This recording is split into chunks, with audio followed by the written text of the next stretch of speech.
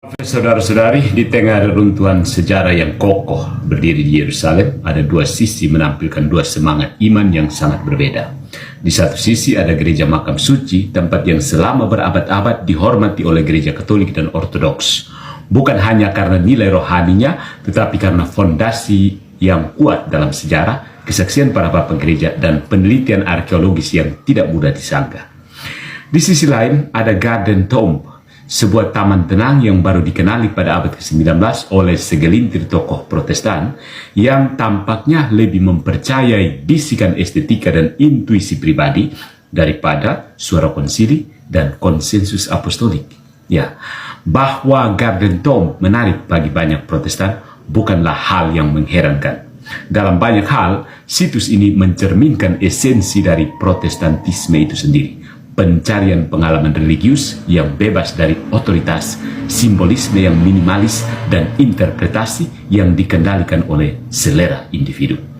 Jika gereja makam suci adalah buah dari iman yang berakar dalam tradisi dan komunio, maka Garden Tomb adalah simbol dari iman yang terputus dari warisan apostolik, iman yang dalam kehausannya akan kemurnian justru kehilangan akar.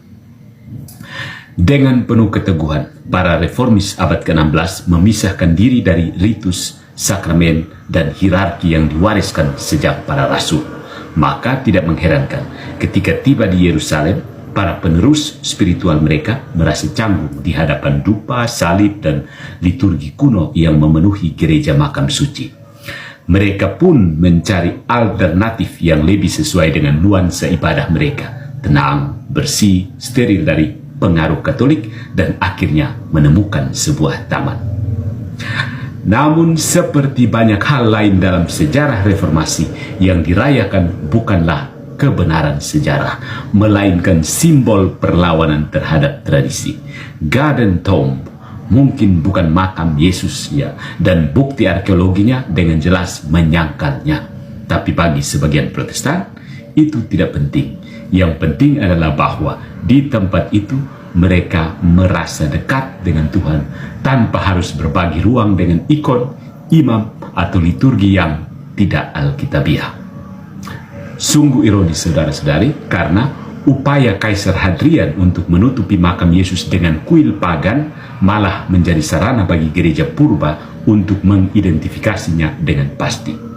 Dan pada saat yang sama, upaya sebagian Protestan modern untuk menghindari warisan Katolik malah menuntun mereka pada sebuah lokasi yang secara historis absurd, tapi secara emosional nyaman. Demikianlah misteri dari iman yang berakar pada subjektivitas. Ia akan lebih mudah mempercayai taman daripada sejarah, emosi pribadi daripada suara para martir. Dan dalam hal ini, Garden Tomb bukan hanya sebuah lokasi alternatif, melainkan simbol dari proyek Protestan itu sendiri. Proyek iman yang lebih percaya pada dirinya sendiri daripada gereja yang satu, kudus, Katolik, dan apostolik. Good job, Protestantisme, with your Garden Tomb.